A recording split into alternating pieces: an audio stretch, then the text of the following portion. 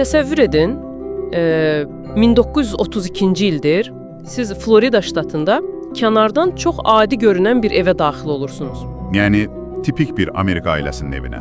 Düzdür, tamamilə tipik, amma qonaq otağına keçəndə yerdə iki uşağın oynadığını görürsünüz. Onlardan biri təxminən 10 aylıq insan balasıdır, digəri isə əyninə uşaq bezi bağlanmış bir şimpanzedir, eləmi? Hə, ayaqlarında kiçik ayaqqabılar olan 7 yarım aylıq dişi şimpanze balası. Yəni hər ikisi eyni oyuncaqlarla oynayır, eyni cür geyinir və hər ikisinə eyni qadın ana kimi qayğı göstərir. Bu, bilirsiniz, o dövr üçün həqiqətən də şok edici bir mənzərədir. Tamamilə. Bu, hər hansı bir sirk tamaşasının məşqi deyil. Bu, insan inkişafı və psixologiyası tarixinin ən qəribə, ən qaranlıq səhifələrindən birinin tən ortasıdır. Və bugünkü dərin təhlilimizin əsas missiyası da elə məhz bu evdə, bu ailədə baş verənləri anlamaqdır. Aha, çox maraqlı bir missiyadır. Yaxşı, gəlin bunu aydınlaşdıraq. Winthrop Kellogg kim idi? Və yəni niyə o öz evini, öz ailəsini belə bir laboratoriyaya çevirmək qərarına gəldi?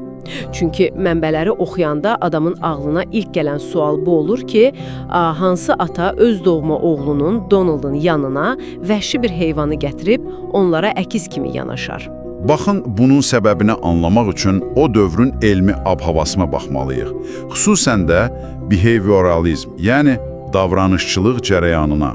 O illərdə psixologiyada çox, belə deyək, məşhur bir mübahisə var idi.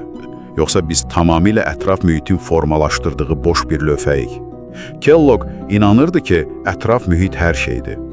Yəni mühit səni sən edən yeganə şeydir. Düzdür. O, Hindistanda canavarlar tərəfindən böyüdüldüyü iddia edilən vəhşi uşaqlar haqqında oxumuşdu. Onlar bioloji insan olsalar da tamamilə heyvan kimi davranırdılar. Kellogg isə bu prosesi tərsinə çevirmək istədi. Yəni heyvanı insan mühitində böyütmək. Bəli, əgər bir insan ətraf mühitə görə vəhşi heyvana çevrilə bilirsə, bəs vəhşi bir heyvan, məsələn bir şimpanze, qüsursuz bir insan mühitində böyüdülərsə insana çevrilə bilərmi? Bu çox radikal bir addım idi. Sadəcə eyni evi paylaşmaq deyildi. Hə, yəni heyvana doğrudan da ailənin bir övladı, bir insan kimi yanaşılırdı. Təsəvvür edin, evə yeni bir heyvan gətirmisiniz. Biz adətən onların bizim qaydalarımıza uyğunlaşmasını gözləyirik, amma burada vəziyyət fərqlidir. Burada heyrətamiz olan odur ki, Kellogg'un yoldaşı Luella bu təcrübənin görünməyən, lakin ən vacib figurlarından biridir. Luella həqiqətən böyük iş görüb orada. Elədir. Təsəvvür edin, o hər gün eyni miqdarda yeməyi, eyni qaşıqla həm Donalda, həm də Guaya yedizdirirdi. Guanı uşaq arabasında gəzdirirdi, onu vanna otağında çimizdirirdi, hətta yatmazdan əvvəl hər ikisini qucaqlayıb öpürdü. İnanılmazdı, yəni meymunu öpüb yatırırdı. Bəli, çünki Kellogg bilirdi ki, əgər Guaya heyvan kimi yanaşılsa, təcrübə anında pozulacaq. Şimpanze özünün o evdə fərqli olduğunu hiss etməməli idi. Bu məqamda mənim ağlıma dərhal belə bir sual gəlir. Yəni, doğrudanmı psixoloq bir meymuna paltar geyindirməklə onu bioloji olaraq insanlaşdıracağına inanırdı? Sirkdə də meymunlara velosiped sürməyə öyrədirlər də. Bu sınağın ondan fərqi nə idi? Baxın, bu çox gözəl müqayisədir. Sirk meymunu dediyimiz konsept operant şərtlənməyə əsaslanır. Yəni, meymun bilir ki, velosipedi sürsə, sonda mükafat olaraq banan alacaq. Aha, o velosipedi niyə sürdüyünü anlamır? Düzdür, sadəcə mükafat üçün fiziki hərəkəti təkrarlayır. Amma Kellogg'un məqsədi bu deyildi. O, Guaya'ya nələrisə banan müqabilində öyrətmirdi. Bəs nə istəyirdi? O istəyirdi ki, Gua dünyanı daxilən, yəni kognitiv olaraq bir insan uşağı kimi dərk etsin. Zehni arxitekturası insanlaşsın. Emosiyaları, ailə bağlarını bir uşaq necə hiss edirsə, o da elə hiss etsin. Wow. Və bunun üçün də o evi sanki bir işkəncəsiz, amma dayanmaq bilməyən bir sınaq mərkəzinə çevirirlər. Mənbələrdəki o kadrları izləyəndə adamın sözün əsli mənasında baş fırlanır. Yəni bu gündəlik testlər sadəcə boy ölçmək falan deyildi. Qətiyyən deyildi. O uşaqların hər günü sərt cədvəllərlə keçirdi. Kellogg onların reflekslərini, qorxuya olan reaksiyalarını ölçmək üçün bəzən olduqca ekstremal metodlara əl atırdı. Məsələn? Uşaqların arxasında qəfildən tapança atəşi açmaq kimi. Bu mənə çox dəhşətli gəldi. Bəli, atəş açıb diksinmə sürətini saniyənin %1 dəqiqliyi ilə qeyd edirdilər. Onları fırlanan stullara əyləşdirib müvazinətlərini yoxlayırdılar. Hər gün qan təzyiqlərini də ölçürdülər. Elədir, hətta fərqli səs tezliklərinə reaksiyalarını yoxlamaq üçün onların kəllə sümüklərinə yüngülcə vurub səs dalğalarını analiz edirdilər. Bu sadəcə iki şirin uşağın evdə böyüməsi deyil ki. Bu, hər anı qeydə alınan amansız bir məlumat toplama maşınıdır. Tamamilə. Və ən heyrətamizi odur ki, ilk aylarda hər şey Kellogg'ın istədiyi kimi, bəlkə də xəyal etdiyindən də yaxşı gedirdi. Aha, Gua bəzi insan vərdişlərini Donalddan qat-qat sürətlə mənimsəyir. Qapı qulpunu fırladıb otağa girmək, qaşıqla yemək yemək. Hətta stəkandan su içməyi də Donalddan əvvəl öyrənmişdi. Bəli, tualet vərdişlərinə belə Donalddan tez yiyələnir. Gua sözün əsl mənasında yarışda insan balasını geridə qoyurdu. Bəs bunun səbəbi nə idi? Niyə meymun insandan daha ağıllı görünürdü? Bax, bu çox mühüm bioloji bir nüansdır. Burada biz psixologiya ilə yanaşı biologiyanı da anlamalıyıq. Məsələ heç də zəkada deyildi. Bəs nədə idi? Məsələ sinir sisteminin inkişaf sürətində, daha dəqiq desək, miyelinizasiya prosesində idi. İfadələşdirək, bu nə deməkdir əslində? Təsəvvür edin ki, sizin beyninizdəki sinir hüceyrələri elektrik naqilləridir. Əgər o naqillərin üzərindəki rezin izolyasiya yoxdursa, elektrik siqnalları ləngir, bəzən itir. Və hərəkətə çevrilə bilmir. Düzdür. Miyelin məhz o sinir hüceyrələrini örtən və siqnalların sürətlə ötürülməsini təmin edən qoruyucu bir təbəqədir. Təbiətdə şimpanzələr doğulduqdan dərhal sonra həyatda qalmaq üçün analarından yapışmaq məcburiyyətindədirlər. Qaçmaq, təhlükədən qorunmaq üçün. Bəli. Buna görə də onların sinir sistemi, yəni o beyinlərindəki naqillər çox sürətlə miyelin təbəqəsi ilə örtülür.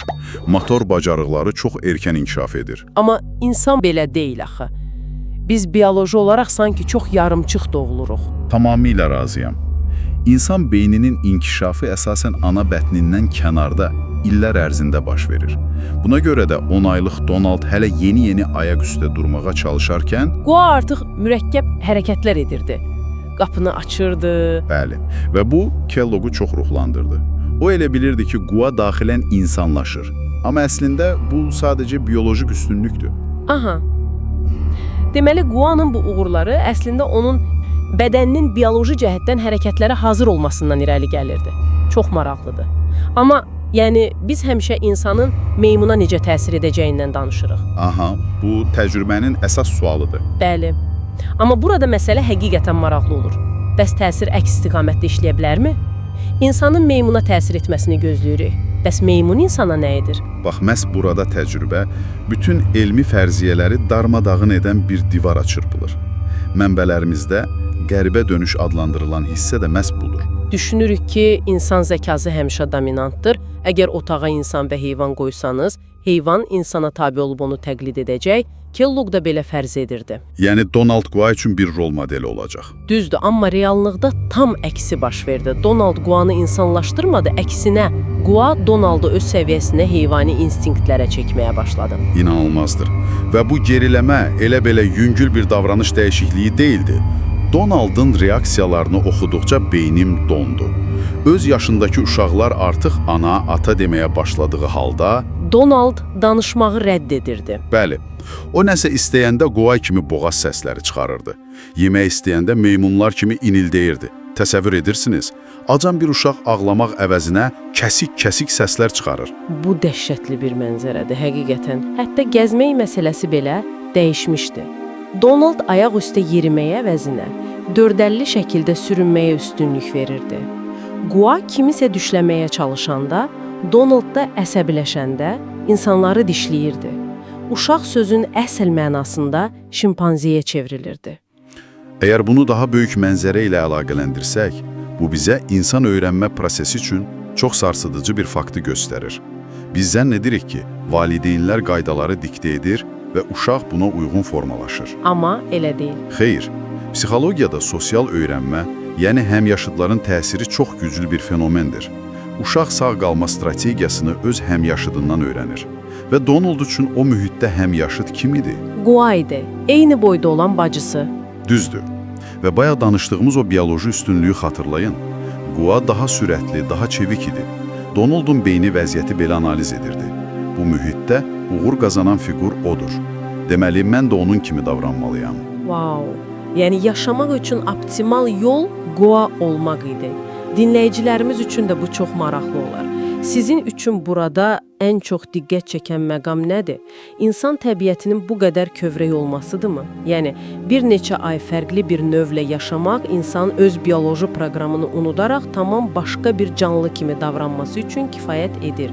İnsan həqiqətən də sanki bir plastilin kimi yoğrulmağa meyillidir. Bəli. Və təbii ki, təcrübənin taleyi də məhz burada həll olunur. Winthrop Kellogg illərlə davam edəcəyini planlaşdırdığı bu böyük layihəni 9-cu ayın tamamında çox qəfil, amansız bir şəkildə dayandırır. Bəli, hər şey bir anda kəsilir. Sizcə, psixoloqun elmi inkarı hansı nöqtədə qırıldı? Yəni, o nə vaxt anladı ki, artıq dayanmalıdır? Hesab edirəm ki, burada iki əsas amil rol oynadı. Birincisi, məlumatlar artıq onun nəzəriyyəsini dəstəkləmirdi. O, Guanın danışmasını gözləyirdi axı. Kellogg anladı ki, tərbiyə hər şeyə qadir deyil. Təbiətin məhdudiyyətləri var. Bəs ikinci amil nə idi? İkincisi və ən həlledicisi ailə daxilindəki gərginlik idi. Və qəfil qərar verilir. Guanın gedişi. Bilirəm ki, bugün baxanda dəhşətli səslənir, xüsusən də öz övladını sınaq siçovuna çevirmək. Baxın, bu çox vacib bir sual doğurur. Təcrübəni dayandırmaq sadəcə cihazları söndürmək deyildi. Ortada darmadağın olmuş, kimliyi qarışmış iki varlıq var idi. Elədir. Təsəvvür edin Guanı. Onu uşaq arabasına öyrəşdirmişdilər. O, özünü şimpanze yox, Donald'ın bacısı hiss edirdi. Və bir gün, heç bir xəbərdarlıq olmadan, onu aid olduğu, amma zehni olaraq tamamilə yadlaşdığı başqa şimpanzələrin arasına geri göndərirlər. O, digər meymunlarla necə ünsiyyət quracağını bilmirdi. Digər tərəfdə isə Donald qalır. Öz bacısını, rol modelini itirən balaca uşaq. Bəli, həqiqətən də çox ağırdı. Yaxşı, bütün bunlar nə deməkdir? Yəni, Florida ştatında baş verən bu hadisədən biz bugün nə öyrənirik? Çox böyük dərslər var burada. Məncə ən əsası odur ki, insanın ətraf mühitdən nə qədər tez təsirləndiyini görürük. Donald'ın genetikası tamamilə insani idi, lakin o, şimpanze kimi davrandı. Çünki onun dünyası oydu. Düzdür. Və bu bizim hər birimizə aiddir. Tamamilə. İndi bir anlıq dinləyicilərimizə müraciət etmək istəyirəm. Öz həyatınıza baxın. Sizin mühitiniz nədən ibarətdir? Bugün oxuduğunuz kitablar, dinlədiyiniz materiallar və ən çox vaxt keçirdiyiniz insanlar eyni ilə o təcrübədəki kimi sizi formalaşdırır. Məsələ bu təqlid məsələsi məni bu mövzunu yekunlaşdırarkən üzərində çox dərindən düşünməli olduğumuz provokativ bir suala gətirib çıxarır. Nədir o sual? Əgər bir insan balası cəmi bir neçə ay ərzində öz növünün xüsusiyyətlərini unudub, başqa bir canlını yamsılamağa bu qədər meyillidirsə, görəsən bizim insan təbiəti adlandırdığımız və bu qədər qürur duyduğumuz şey sadəcə ətrafımızdakı kütlədən kopyaladığımız vərdişlər toplusu ola bilərmi? Vau! Bu doğrudan da adamı sarsıdır. Bəli. Özünüzü araşdırın. Sizin gündəlik davranışlarınız həqiqətən sizə məxsusdur. Yoxsa sadəcə ətrafınızdakı o görünməz quaların əks sədasıdır? İnanılmaz bir fikirdir. Dərin təhlilimizə qoşulduğunuz və bu mürəkkəb mövzunu bizimlə bərabər kəşf etdiyiniz üçün hər birinizə təşəkkür edirik. Növbəti dərin təhlildə görüşmək ümidi ilə hələlik. Sağ olun, hələlik.